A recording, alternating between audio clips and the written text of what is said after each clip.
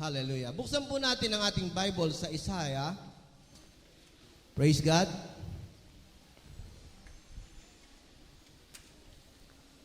Praise the Lord. Isaiah chapter 6. Buti ka, piling natin ngayon si Sister Lisa. Praise the Lord. Amen. Chapter 6, verse 1 to 10. Yung Tagalog, even, English, add. Basta tayong lahat. Ang English Bible, add number 13579.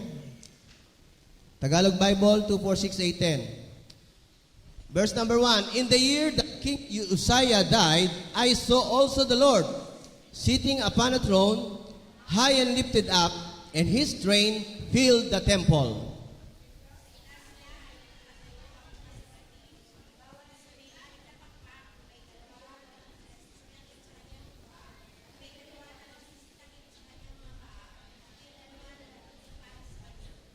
Verse number 3, and one cried unto another and said, Holy, holy, holy is the Lord of hosts. The whole earth is full of his glory.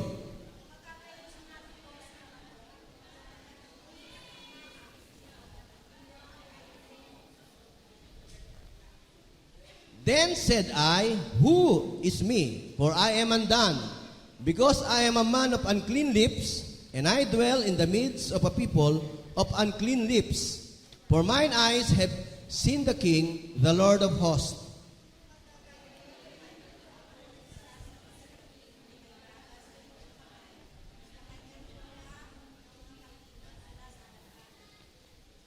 And he laid it upon my mouth, and said, Lo, this hath touched my lips, and thine iniquity is taken away, and thy sin purged. Also I heard the voice of the Lord. Verse number 8.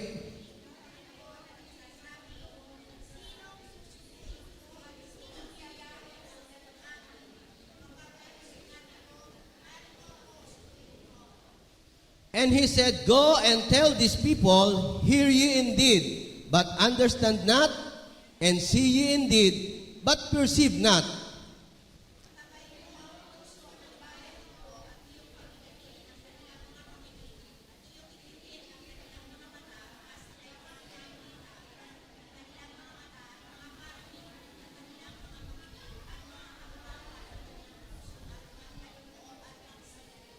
Amen.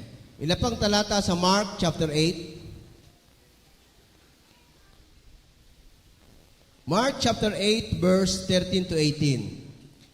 And he left them, and entering into the ship, again departed to the other side. Now the disciples had forgotten to take bread. Neither had they in the ship with them more than one loaf. And he charged them, saying, Take heed, beware of the leaven of the Pharisees, and of the leaven of Herod. And they reasoned among themselves, saying, It is because we have no bread. 17, and when Jesus knew it, he said unto them, Why reason ye? Because ye have no bread? Perceive ye not yet, neither understand? Have ye your heart yet hardened? Having eyes, see ye not? And having ears, hear ye not? Do ye not understand? Praise the Lord. Tayo pong lahat ay manalangin. Praise the Lord. Hiniling ko si Sister Josie sa mano na mag-pray.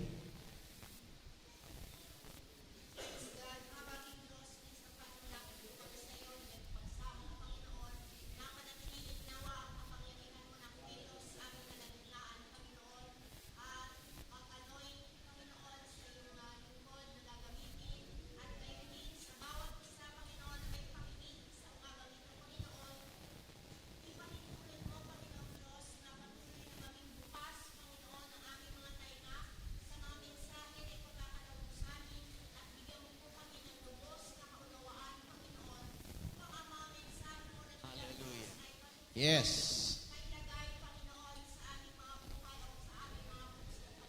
Hallelujah.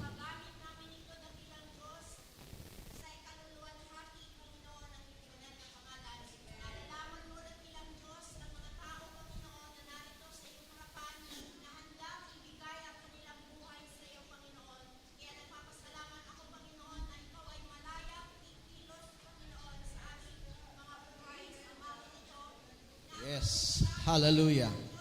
In the name of Jesus Christ. Hallelujah.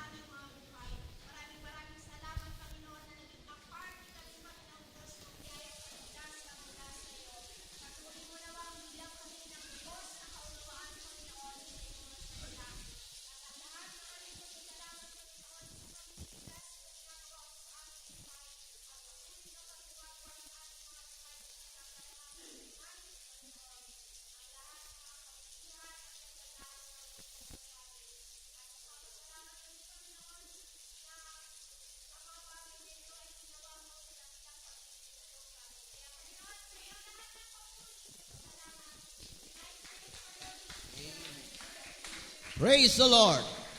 Thank you, Jesus. Amen. Tayo po ay makakaupo na. Nagkakaintindihan ba tayo, mga kapatid? Narinig niyo ako dyan? Diyan sa likod, sa taas. Nagkakaintindihan tayo? Praise the Lord. So, yun po ang ating pag-uusapan ngayon.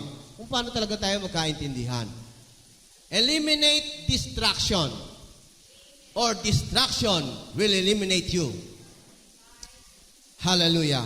Ano ba distraction sa Tagalog, mga kapatid? Hindi distraction, ha? Yung distraction, pagkasira. Yung distraction. Abala? Sagabal? Hadlang? Anything? Yan, ha? Naunawa natin kung ano ang distraction. Praise God. May isang kasaysayan dito, isang anecdote na isang kabataang lalaki. Noong panahon na ang uso pa ay telegraph, hindi pa uso mga text, hindi pa uso yung mga satellite, telegraph pa mga kapatid ang uso, Morse code. Yung nag-aral dito ng pagsisimambuk. Marco, simambuk ka ba? Praise God. So, nag-aral ng pagsisiman. Morse code kalimitan ang means of communication, especially during World War II. Nagkaroon po ng isang anunsyo na mayroong bakanting posisyon sa isang kumpanya na Morse code operator. At na ito ay nailathala sa newspaper. Kaya yung isang kabataan, mga kapatid, na bagong graduate, siya ay nagpunta sa kumpanya at nagtanong siya kung paano makapag-a-apply. At nakita niya ron, mga kapatid, sa lobby, meron doong anunsyo na kung ikaw interesado doon sa position na yon, mag-fill up ng form, by data, pagkatapos ipasok doon sa loob ng opisina at maupo doon sa waiting room. At ganoon nga ang ginawa ng kabataang lalaki, na upo siya roon at dinatnan niya na meron ng 7 nauna sa kanyang aplikante rin. At habang sila po, mga kapatid, ay nag-aantay, siyempre sa isang opisina, lalo ng mga panahong yon, iba-ibang mga tunog ang maririnig mo. May mga nagta-typewriter, yung mga lumang typewriter, malakas ang tunog niyan. May nagkukwentuhang mga empleyado, may maririnig din silang Morse code na tunog ng Morse code. Ang Morse code po ay dit dat dat. Binabasa yan ng mga Morse code operator. So, yun po ang naririnig nila na kung ano-anong mga tunog sa loob ng opisina. At sila habang naupo, merong mga nagkukwentuhang aplikante, maaaring iba ay nagsasabing, mas qualified ako sa iyo kasi graduate ako sa mas mataas na paralan eh. Sabi naman ng isa, pati hado effect, baka nga ikaw matanggap kasi mababala pinag-aralan ko eh. Meron naman tahimik, meron namang nagkukwento na siguro ikaw ang matatanggap kasi ikaw ang may pinakamagandang damit at nakatira ka doon sa meron ka atang MBA. Alam niyo ba yung MBA? Para ka matanggap ngayon, mga kapatid, sa isang kumpanya, kailangan may MBA ka. Di ba? Ang sabi ng iba, ang MBA ay Masters of Business Administration. Pero wala yan sa tunay na MBA. May backer ako. Di ba? Pag may backer ka, siguradong ikaw ay matatanggap. Kaya sabi ng isa, siguro may backer ka, kaya malakas ka, baka matanggap ka. Nang bigla na lamang tumayo yung pinakahuling dumating na bagong graduate at pumasok sa loob ng kwarto. Tuloy-tuloy sa opisina. Teka. Hindi ka pa tinatawag eh. Hindi, basta tuloy-tuloy siya. At mamaya konti, mga kapatid, nagbulungan sila. Siguro madi-disqualified yun. Wala naman siyang abiso natatawagin. Ba't pumasok sa loob ng kwarto? Di ba tayo nauna? Alam nga namang mauna pa siyang interviewin. Late na nga siyang dumating. Nang biglang lumabas yung manager at sinabi sa kanila, mga kapatid, na, gentlemen, thank you very much for coming, but the job has just been filled. Para bang sinabi sa kanilang, gentlemen, tatawagan na lang namin ulit kayo. Di ba pag tayo nag-a-apply at sinabi sa atin yung pinakamasakit na salitang yon, tatawagan ka na lang namin. Siguradong wala na. Wala ka na, hindi ka na matatanggap. Ilang beses kong naranasan yan nung ako'y nag-a-apply. Tatawagan ka na lang namin. Naku, sayang yung biodata ko. Pagkaka-paserox. So, siyempre, natural, nagbulungan yung pitong nauna. Teka, bakit siyang nauna? Ba't siyang natanggap? Tayo kanina pa rito at saka mas maganda suot ko sa kanya. Mas mataas ang pinag-aralan ko sa kanya. Hanggang sa hindi na nakatiis na yung isa, sabi, nagprotesta na siya. Siyempre, nagkakastilipan na, no? Dahil parang hindi parehas Parang unfair ang nangyari. Di ba? Kaya sabi nung isa, mga kapatid, wait a minute, kanina pa kami rito. Bakit hindi man lamang kami nabigyan ng chance na ma-interview bago tinanggap niyo na agad siya? Sumagot po yung manager at sabi sa kanya, I'm sorry, pero kanina pa kayo nakaupo rito.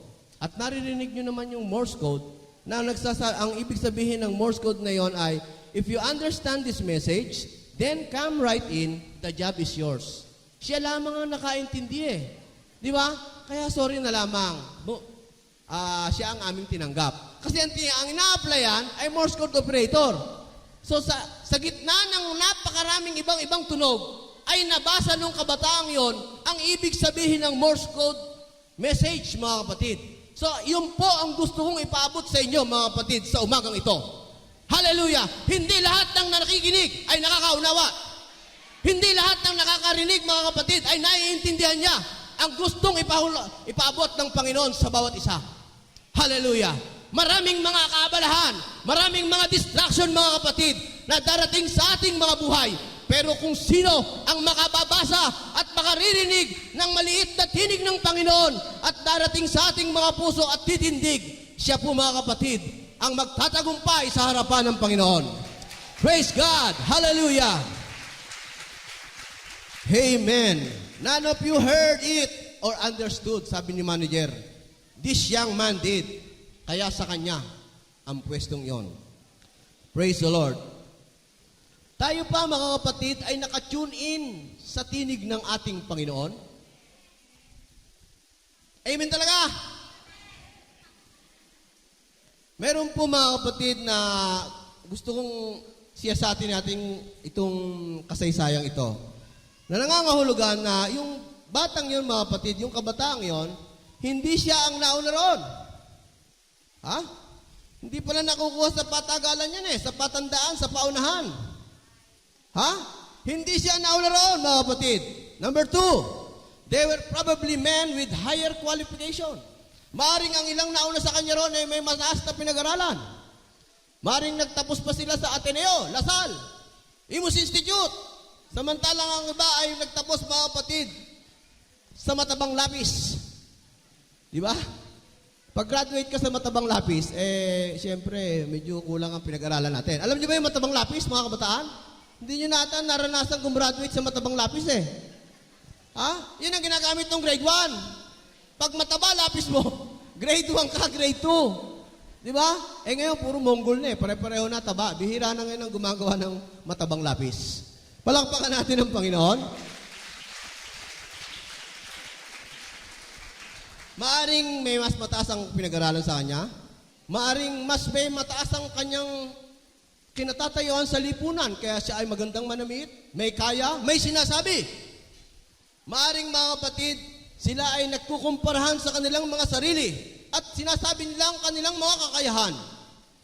Maybe each one was telling the other, mas deserving ka sa trabahong yan. Maybe, sila po, mga kapatid, ay nagtatalo kung sino ang tama at mali. Bakit sino ang dapat matanggap, mga kapatid? Pero kung titingnan po natin, mga kapatid, bakit tuloy-tuloy na pumasok yung kabataang yon? Sapagkat narinig niya ang isang mensaheng hindi naunawaan ng mas nakararami sa kanya. Praise God. Hallelujah. So the reason the young man got the job, because he was listening for the right voice. Listening for the right voice, mga kapatid. Minsan, mga kapatid, mahilig makapagkwentuhan sa akin yung anak ko, si Ewan. Sa amin lahat. Minsan malalim ang iniisip natin. Marami tayong ginagawa Marami tayong tinatrabaho. Pag salta siya ng salta at di ako nasagot, sasabihin niya sa mami niya, Mami, bingi yan, Parang bagay pa ako yan. Bingi yan, So, So, narinig ko nga, no? So, pipilitin ko ngayon humabol sa sinasabi niya kasi baka dumating ang puntong hindi na siya magkwento sa akin eh. Di ba? So, mahirap mga kapatid ang hindi nagkakaintindihan. Ang isang problema mga kapatid sa isang conversation between two person, kaya hindi nagkakaunawaan, pag ang isa ay nagsasalita rin ng isa, talagang hindi kayo magkakaunawaan. Maraming beses na ako napalagay sa ganyang situation. Nagsisimula ka pala magsalita, dumidepensa at nagsasalita na yung isa. So, hindi kayo magkakaintindihan. Pero bigyan natin ng chance na magsalita yung isa, pakinggan, magsalita itong isa, makinig siya. So, matatapos ang kwentuhan at usapan na nakuha nila ang mensahe nila sa isa't isa. So, yun pala ang problema. The art of listening. Iba ang hearing sa listening. Mga kapatid, hallelujah. At ang kagandahan dito mga kapatid, ang isang problema natin talaga, ang ating kaaway ay nagpadala ng isang tambak na distraction. Napakaraming padala niyan. Pero kung paano mo mai-eliminate ang mga distraction yan, ang mga outside influences na yan, doon tayo titindig at talagang mananatili mga kapatid na mananagumpay sa harapan ng Panginoon. Praise God. Samantalang mga kapatid, minsan, hindi nyo napansin na sa isang pagtitipon, any public speaking engagement o sa loob ng classroom mga kapatid, ang isang speaker ay tumitigil siya sa pagsasalita. Pag napansin niya ang mga nakikinig sa kanya ay nagkukwentuhan lamang o nagdadaldalan ang sabi nila. Kasi once na napansin na yon ng speaker na nagsasalita na sila dyan sa tabi-tabi dyan at nagkukwentuhan na, nangangahulugan, imposibleng magkaunawaan pa, imposibleng makuha pa nila ang sinasabi ng nagsasalita. Pag merong kabalahan, merong mga distraction, hindi natin malalaman ang mensahe ng ating Panginoon. Palakpakan natin ang Diyos. Hallelujah. Praise God. Iba yung nagkakaintindihan tayo mga kapatid. Merong mga tao na tatakot sila na baka hindi na tayo magkaunawaan o magkaintindihan. Ako po ay nagpapasalamat sa Panginoon at ang aking pinakamamahal na asawa na dati kong girlfriend ay nakalibre na naman na makapag-tour mga kapatid sa ibang bansa at nandoon siya ngayon, mauuwi niya mamaya. Pero ang gusto ko lang ikwento sa inyo, yung sinabi ni Ewan bago umalis ang nanay niya. Sabi, Mami, pag uwi mo ba galing sa Hong Kong, marunong ka pang magtagalog? So nag-aalala siya baka hindi na sila magkaintindihan. 4 na araw lang. Di ba? So, ibig sabihin mga kapatid, talagang napaka-importante na tayo nagkakaintindihan. Tayo nagkakaunawaan mga kapatid. At higit sa lahat, naunawaan natin ang sinasabi ng Panginoon sa bawat isa sa atin. Hallelujah. Praise God. While everybody else are doing themselves small things, iba-ibang mga bagay mga kapatid, the telegraph ay hindi nila napansin na may mensahe pala ito na makapagbibigay ng hanap buhay doon sa tao mga kapatid by means of eliminating the distraction. Mahirap mag-eliminate ng distraction mga kapatid. Hallelujah. The one who will hear the still small voice of Jesus in this generation are the ones who will eliminate the distraction. Tandaan natin na yung distraction yan ay nakadesign yan para pabagsakin tayo. Para tayo ay magapi. Para tayo tuloy ang hindi makapaglingkod sa ating Panginoon. Hallelujah.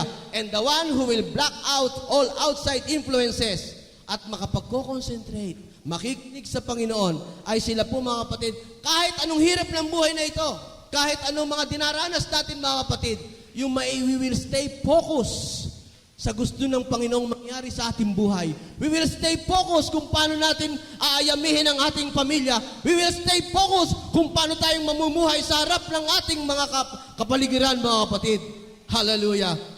We have all had people saying something to us, mga kapatid. Maring minsan ay ang isang bagay na may di-describe natin, mga kapatid, na nadidistract ang isang tao, sa isang pakikinig nga sa isang mensahe. At kalimitan mga kapatid, miski hindi nagsasalita, may distraction din. Hindi lahat lang ng nagkukwentuhan ang hindi nakakaunawa. Maring nagkakatinginan tayong lahat ngayon, magkakaharap tayo, but somebody is daydreaming. Somebody ay nag-iisip ng problema niya kanina. At ang kaaway ay pinaalala mga kapatid, yung kainis-inis na ng situation mo kahapon, kanina, no isang araw. Salbahe talaga yan. Kung kailan simbahan, saka mo naalala yan. Di ba? Talagang ganyan po, mga kapatid, ang disenyo niyan. Tayo ay pine-preoccupied niyan. Tayo ay pinupuno ng mga distraction para lalo na, mga kapatid, sa oras ng pagdating ng mensahe ng Panginoon ay maagaw ng ating kaaway ang gustong iparating sa bawat isa sa atin. Palakpakan natin ng Diyos. Hallelujah. Praise God. Hallelujah. Pansinin niyo, mga kapatid, during worship time, nagkakaisa tayo, fully concentrated tayo. Pero pagdating, mga kapatid, ng mensahe na ng ating Panginoon, minsan ang iba ay meron ng ibang gagawin. Meron ng preoccupied na sa ibang bagay. At ang pinakamatindi nga, yung present ka. Pero yung kaisipan ay lumilipad. Hallelujah. Minsan sasabihin mo, sa kausap mo, halimbawa, nagkakaroon kayo ng pag-uusap, ano nga ba yung siya? Sabi mo, pakiulit mo nga. Di ba? Hindi kita masyadong maunawaan. I heard you speaking, but what you have said didn't register with me. Hindi ko masyadong naunawaan, mga kapatid. So, may mga situation gano'n na nakakarinig tayo. At minsan, isang physical handicap ng isang tao, yung lalo na yung nagkakaedad na, mga kapatid, yung medyo humihina ang pandinig.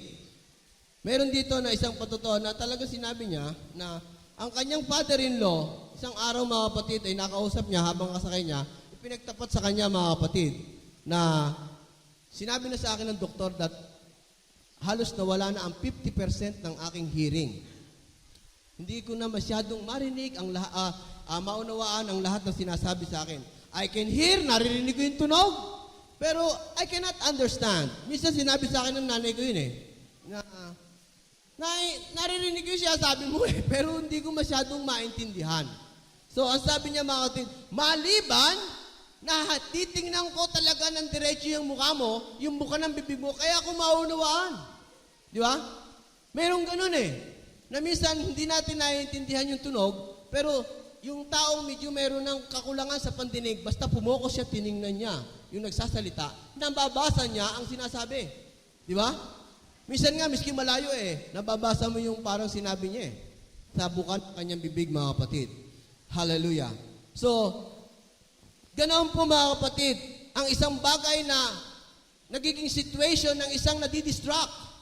Maaring naririnig niya ang tunog, naririnig niya ang sinasabi, mga kapatid, pero hindi nauunawaan kung ano ang dapat makarating sa puso ng bawat isa.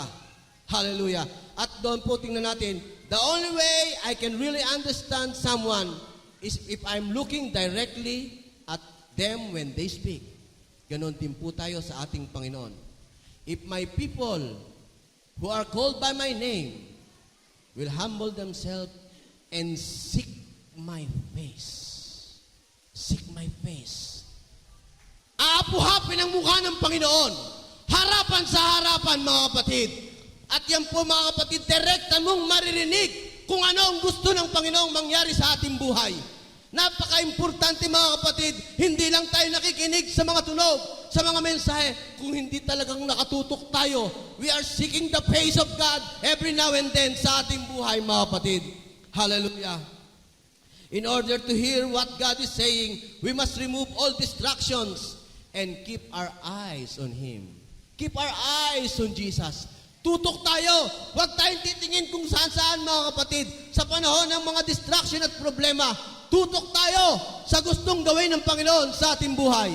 Hallelujah. Palakpakan natin ang Diyos.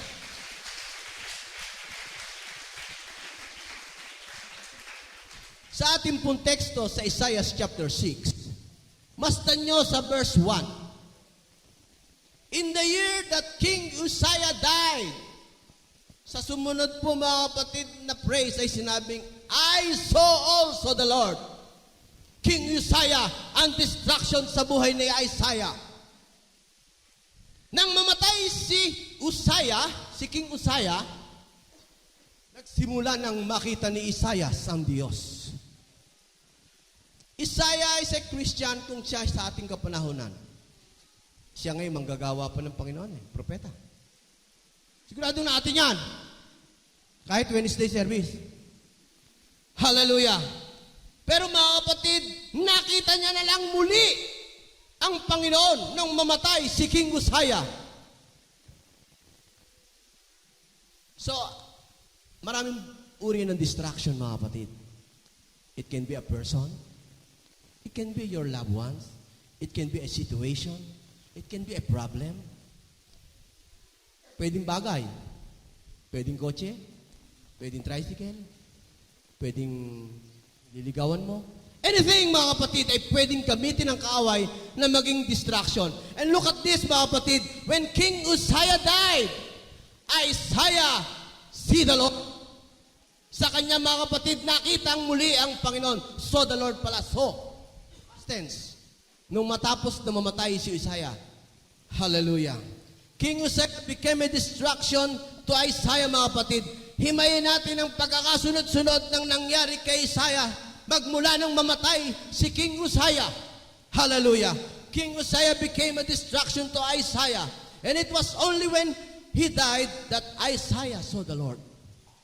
Si Uzziah po, mga kapatid, ay ng hari na anak siya ni Amasaya, dati ring hari ng Juda. At sila po, mga kapatid, ay isa sa pinakamahabang naghari sa area ng Juda, si Uzziah.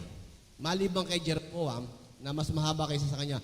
52 years na naghari si King Uzziah sa Judah when Israel became a divided kingdom. Nahati ang Israel. Remember, mga kapatid, sa lumang tipan.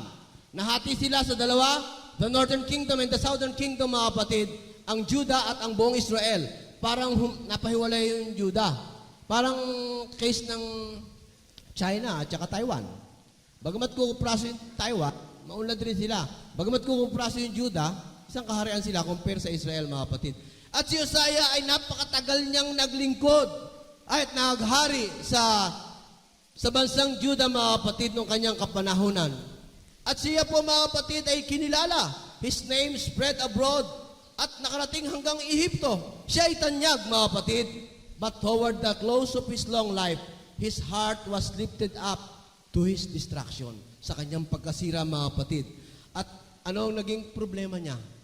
Nung ginawa niya na ang hindi pinagagawa sa kanya ng Panginoon. Si Uzziah to, mga kapatid.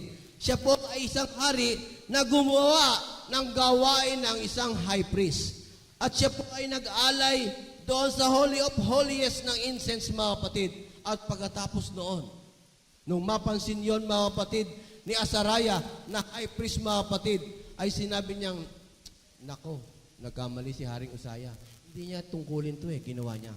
At noong oras na yung, mga kapatid, na puno ng ketong ang katawan ni Haring Uzziah. And after that, mga kapatid, siya po ay napalipat na sa ibang bahay kasi may ketong na siya, hindi na siya sa kaharian. And eventually, siya ay namatay at napalibing doon po, mga kapatid, sa burial place ng mga hari ng Judah. So, pagkatapos noon, nung mamatay yung, mga kapatid, saka ngayon nakakilos si Isaiah. Nakakilos na po siya ng ayon sa gusto ng ating Panginoon. King Uzziah is a distraction. Isa siyang obstacle, isa siyang hadlang, isa siyang kaabalahan, mga kapatid, kay Isaiah. Kaya sinasabi ko sa inyo, mga kapatid, maaring ang ating kinalalagyan ngayon, maging ang ating trabaho, ang ating kinawiwilihan, ay maaring maging distraction ito na ginagamit ng kaaway, kaya hindi nakikita ang ating Panginoon. Ako po, mga kapatid, sa personal experience ko, ako'y nanalangin na magkaroon ng trabaho sapagkat ako'y panganay, mga kapatid, sa amin. At ako ay ipinurgo ko ang aking pangarap na mag-Bible school. Pero nung ako po, mga kapatid, ay nagkaroon ng hanap buhay, sa unang sweldo ko, ang anong ginawa ko? Ipinili ko ng Champion Blue Seal at pinainom ko ang aking mga kasamahan. Isang hadlang ang hanap buhay sa akin ng panahon yun, mga kapatid. Lalo akong napalayo sa ating Panginoon, mga kapatid. Pero dumating ang panahon na ngayon, ang isang tao, mga kapatid, pag na-pinpoint niya kung ano yung hadlang at nawala yan, we will start to see the Lord. Palakpakan natin ang Panginoon.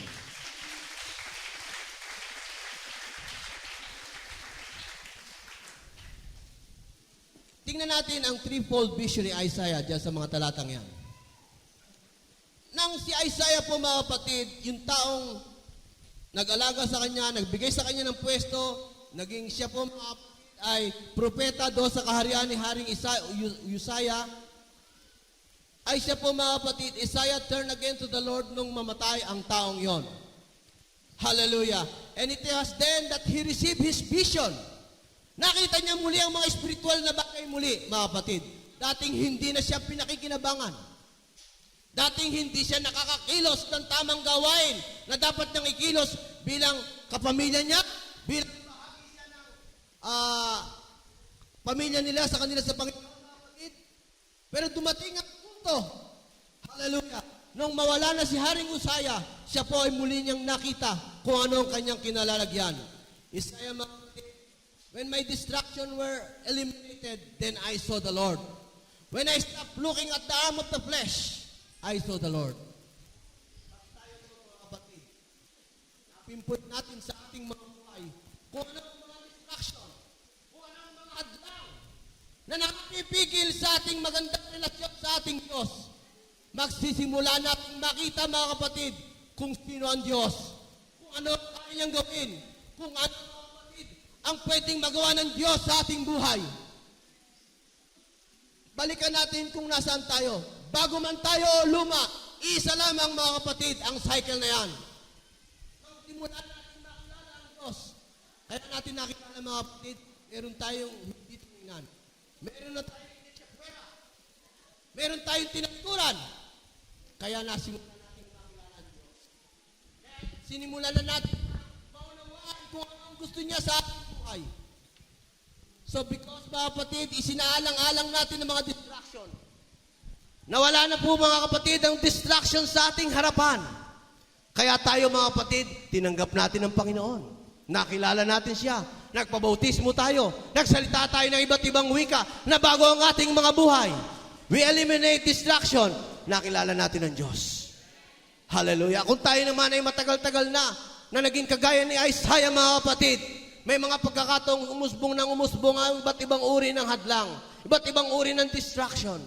Pero nung ito po ay ating na-eliminate, muli, nakita na naman natin ang ating Panginoon. Hallelujah. We get our focus, mga kapatid. Hallelujah. And after Isaiah saw the Lord, sa mga sumunod na verse, mga kapatid, he saw himself. Pag nakilala niyo ang Diyos, makikilala rin natin ang ating sarili. Anong sabi niya? Who unto me? Marumi ako. I stayed with unclean lips. I have a unclean lips. Marumi ang lumalabas sa aking bibig. Kahalubilo ka, marurumi ang bibig. Ang mga tao sa sanlibutan, ang mga taong hindi maganda, kung tayo man, mga kapatid, ay dati na, mga kapatid, na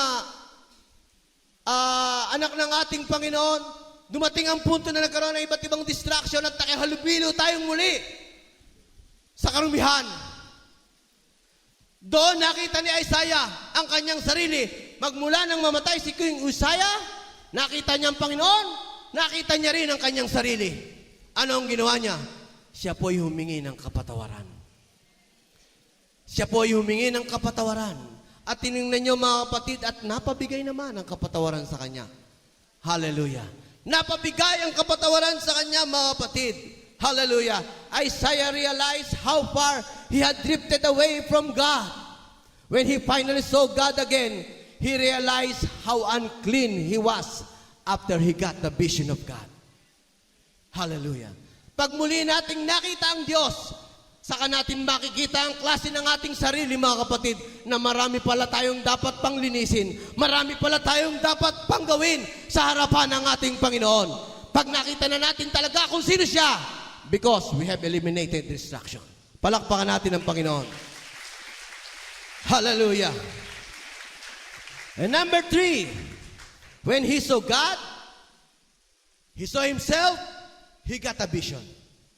Hallelujah. Saka ngayon niya naunawaan, ano ang katayuan ko ngayon sa harapan ng Panginoon? Ano ang gagawin ko? Ang sabi sa kanya, mga kapatid, also I heard the voice of the Lord saying, whom shall I send? Whom shall I send? And who will go for us? Sino ang sasama sa amin? Then said, siya tumayo at nanindigan, here I am, send me. Hallelujah. Hallelujah, hallelujah. Praise God, mga kapatid. I'm saying to this church, mga kapatid, God has a job for someone to do, mga kapatid. Marami tayong dapat pang gawin. Marami tayong dapat pang maabot sa ating pamilya, dito sa ating church, sa lahat ng lugar, mga kapatid, to save the lost. Everything, mga kapatid. Hindi lahat tayo ay dapat maging evangelist. Hindi lahat tayo ay magtuturo ng Bible study. Hindi lahat tayo, mga kapatid, ay magwi-witness at magtuturo. Pero lahat ay pwedeng mag-improve ang spiritual life at gamitin sa iba't ibang kaparanan. Hallelujah! Pwedeng magyakag, mag-imbita, magturo, at kung ano-ano pa, mga kapatid, at magpakita ng kanyang buhay na tama. Be a showcase of holiness. Marami tayong pwedeng magawa sa harapan ng ating Panginoon. Kanina po, ako'y nakikinig doon sa mga Sunday school doon. Ang kanilang topic ng mga musmus ay vision. Sabi ni si Teacher Lani, ano ang gusto mong maging after 20 years? Maging at saka maging mangyari dito sa church. Your vision for yourself and vision for this church. Ang sabi ng isang mga kapatid, I want to be a drummerist. Anong drummerist? May guitarist, may organist, may keyboardist. Di may drummerist. Oo nga, no? Musician gusto niya. Praise God. So, no, sabi naman ng isang mga kapatid, gusto niyong maging pastor, gusto maging evangelist. 20 years from now, sabi ng mga maliliit na bata, nangangarap sila. May gusto silang maabot. Ang iba naman, sabi ni Teacher Lani, sana ay, ano ang gusto niyo maging sa church after 20 years? Ano na to? I-drawing nyo kung ano ang hugis. May nag-drawing mga kapatid ng ating church, may elevator eh. May elevator? Di ba? So, malaking vision yan. So, may mangyayari pa mga kapatid, hindi lang ito mananatili dito. Hallelujah. Pag na-eliminated yung distraction, nakita natin ang Panginoon, nakita natin ang ating sarili, ano ang ating tatahaking landas? Yan po mga kapatid, ang direksyon na gusto nating ipaabot. May inaasahan ng mga musmus na yan sa atin. Tayo na ang nasa edad, we will deliver. We will deliver. Huwag natin biguin ang mga pangarap ng mga batang yan. Hallelujah. Yan ang tagapag-aalalang marami pa tayong gagawin. Di ba? Hanggang nakikita nyo ang hollow block na yan. Nako, marami pa. Talagang yan ang nakadesenyo dyan. Panghuli yan eh. Di ba? Pero nakita nyo mga kapatid, papunta na rin eh. Ha? Di ba? Puro tiles na doon sa taas. May mga computer na tayo, aircon. So, ganyan po ang Panginoon. Hallelujah. Pero ang unang dapat gawin, eliminate distractions. You will see the Lord, you will see yourself, at pagkatapos, meron ka ngayon landas na tataking. Palakpakan natin ang Panginoon. There is a work to be done. Hallelujah. The position is open. The advertisement, the ads ay nandyan mga kapatid. The Bible has put it ads. Meron po mga advertisement, sabi mga kapatid, merong open position. Go ye therefore and teach all nations, baptizing them in the name of the Father and of the Son of the Holy Ghost. Mark 16, 15, 16. Go ye into all the world and preach the gospel to every creature. He that believeth and be baptized shall be saved, but he that believeth not shall be damned. So advertisement niya mga kapatid. Ang sabi mga kapatid sa Matthew chapter 9, the harvest truly is plenteous, but the laborers are few. Advertisement yan, mga kapatid. Pray ye therefore the Lord of the harvest, that He will send forth laborers into the harvest, mga kapatid. Those are advertisement, may open position. Pero kung sino yung makababasa ng still small voice ng Panginoon, papasok doon sa kwarto, matatanggap siya, gagamitin siya ng Panginoon. Hallelujah. Hindi lang mga kapatid, sa ating pamilya, ang pinakamagandang magamit tayo. At habang ginagamit tayo, kinukumpuni ang ating pamilya, mga kapatid, gagamitin tayo sa Panginoon, sa church, sa ating pong mga kapaligiran, everywhere kung saan tayo nandoon. But ye shall receive power after that the Holy Ghost is come upon you. Ye shall be my witness both into Jerusalem, Judea and in Samaria, and into the uttermost part of the earth. Napakarami nang galing dito from the uttermost part of the earth na ngayon. Nasa iba't ibang sulok na ng mundong ito, mga kapatid. Marayo pa ang ating mararating. Andiyan na ang advertisement. And the job, mga kapatid, anong gagawin? Reach the lost. at any cost. Sino yung mga lost na yan? Maring minsan ay tayo na nga yan.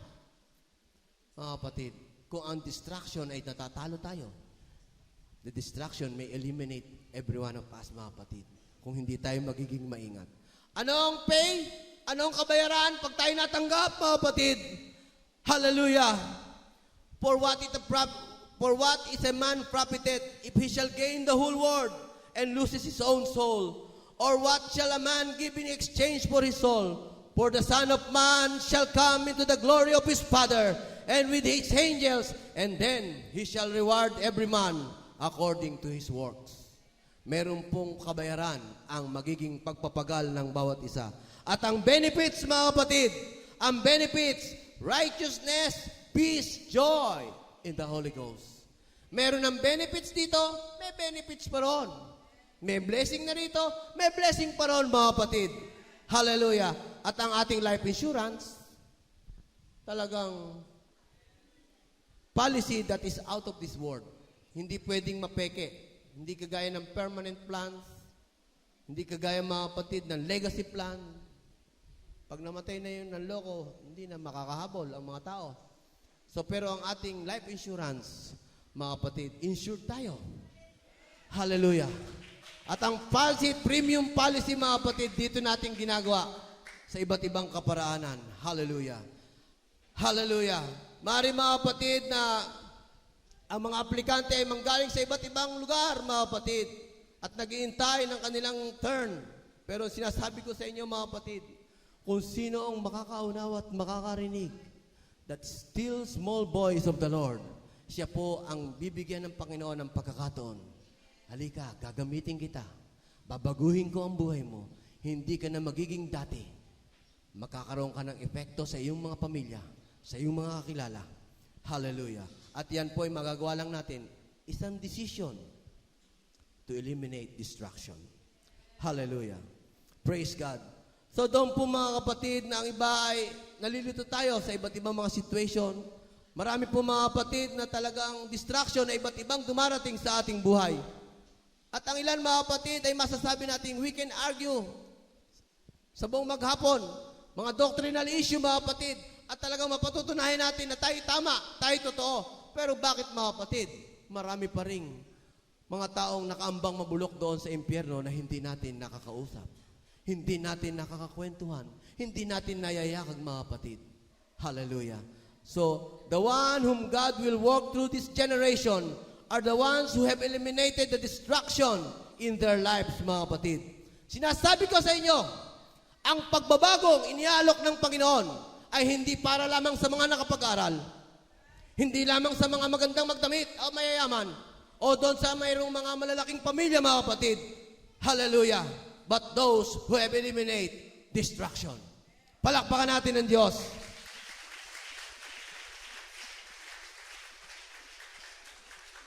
Hindi nakakumpay ng blessing, mga kapatid, sa ilan lamang.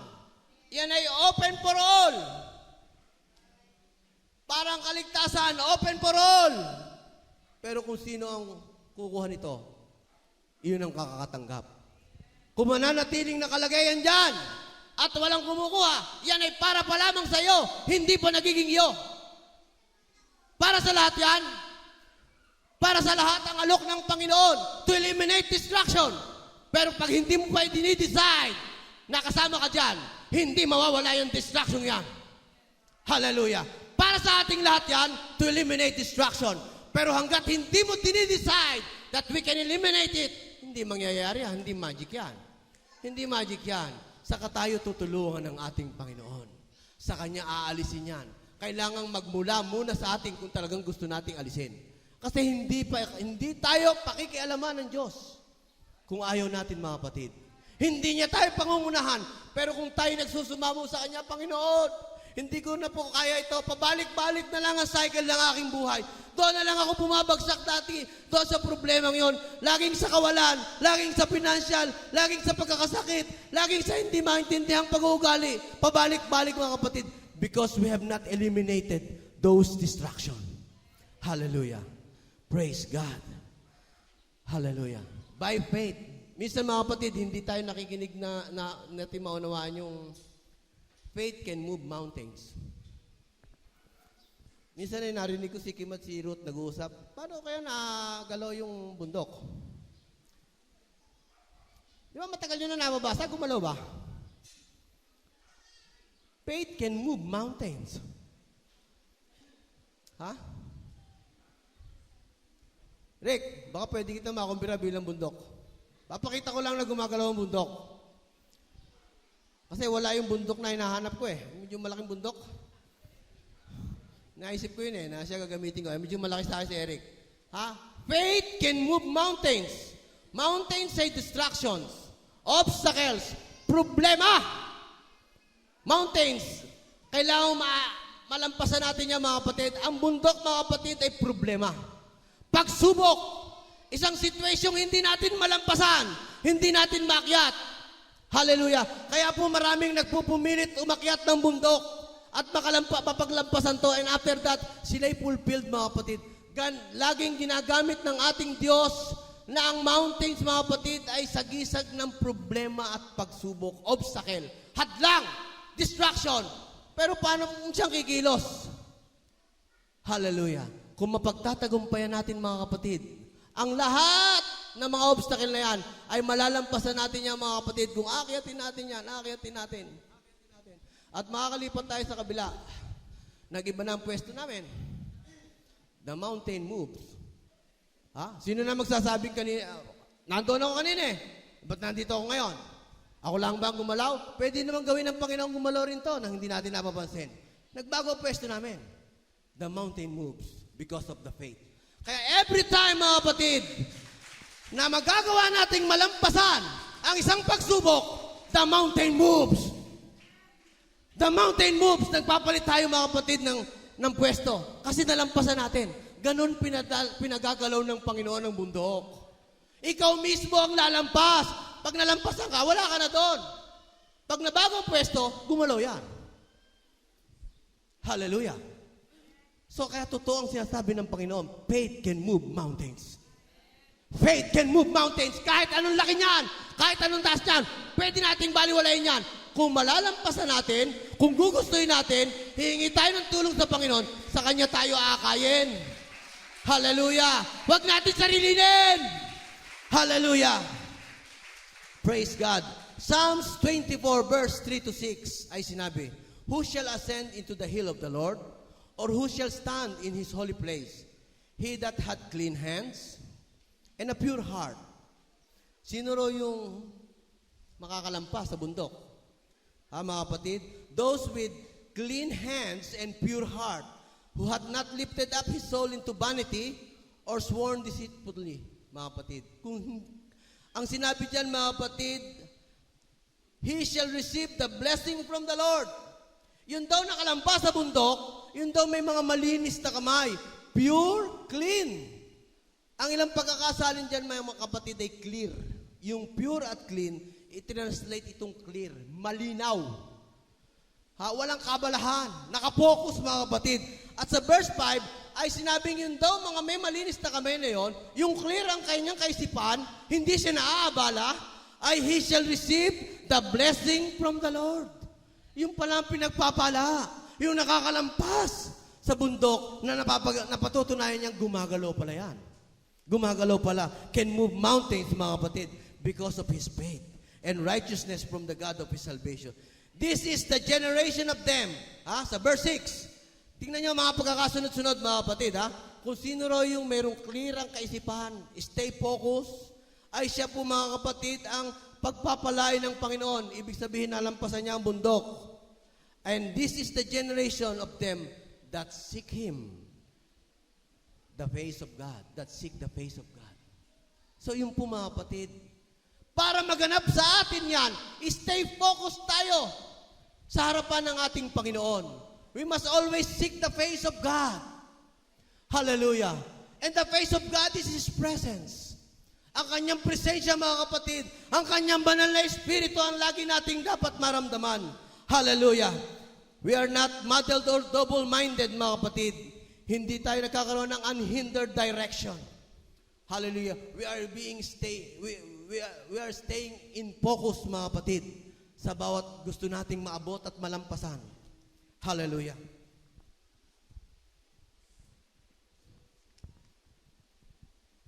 Verse 22, mga kapatid, ay sinabi rong, the light of the body.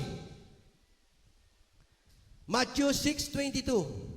The light of the body is the eye. If therefore thine eye be single. Pag ang yung mata ay single, hindi yung mata ay nandito lang na single. Ibig sabihin niyan, the whole body shall be full of light. The definition of the word single in that passage is simple and clear. Pag ang ating vision, ang ating paningin ay maliwanag, isang direksyon, laging nakatutok sa Panginoon, hindi na disturbo ng iba-ibang mga situation ng buhay na ito, mga kapatid. Hallelujah! Yung po, mga kapatid, ang nagkakaroon ng liwanag, nagkakaroon ng direksyon, ang pinagpapala ng ating Panginoon. Hallelujah! I truly believe that what God is looking for in this generation is not just talent or ability, o yung pinanggalingan mo, pinag-aralan, kung hindi kung sino ang makapag-aalis ng distraction at mananatiling staying focus sa ating Panginoon. Palakpakan natin ang Diyos. Tayo pong lahat ay tumayo. Naniniwala po ako na ang Diyos ay naghahanap ng mga tao na may eliminate nila ang distraction. People who will keep their purpose clear. Ano mang edad natin, we have still many purposes. Marami pa tayong paggagamitan, mga kapatid. Hindi pa tayo walang silbi, kahit bata tayo, kahit matanda, kahit sa middle age. Hallelujah.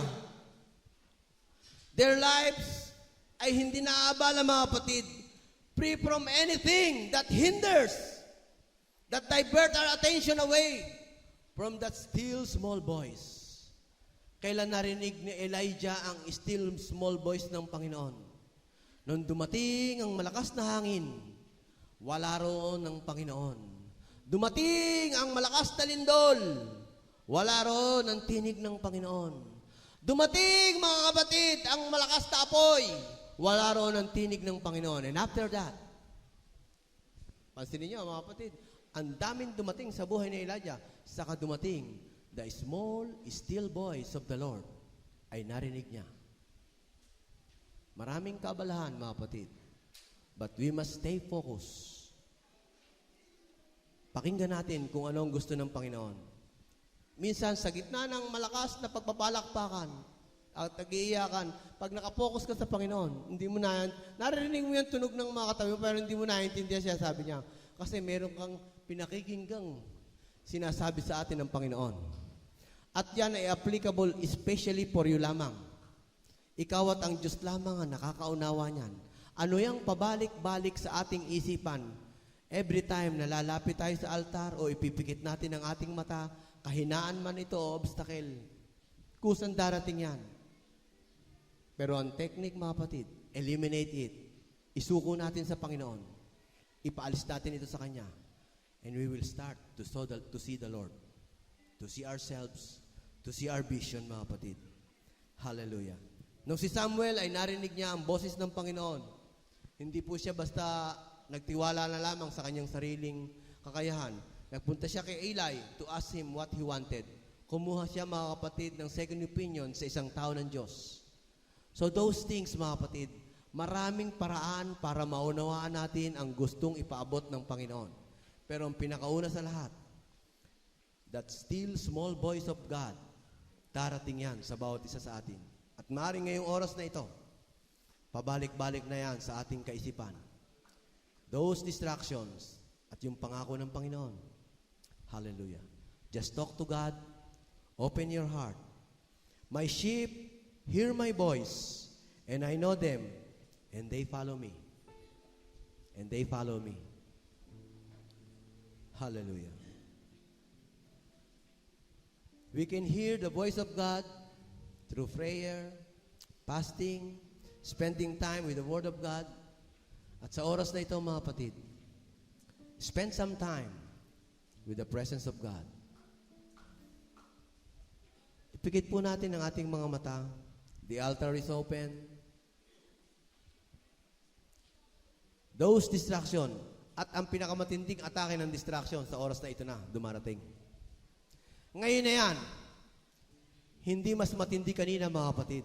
Mas matindi ang dating ng distraction ngayon. Aawating ka talaga niyang ituntong ihakbang ang iyong paa papunta rito sa unahan. Aawating ka talaga niyang pumikit. Aawating ka talaga niyang lumuha at makipag-usap sa Panginoon. Aawating ka ng distraction yan na ibigay at ibukas ang iyong puso sa ating Diyos. Hallelujah! Pero narito ang ating Panginoon, mga kapatid. Narito ang Diyos. Hallelujah! Sino man ang magdi-decide na buksan ang kanyang puso to eliminate those distractions. Minsan, Panginoon, hindi ko alam na kung ano itong nangyayaring distraction. Bahala na kayo kung umalis. Basta importante, open our heart to God. Hallelujah. Oh, Jesus.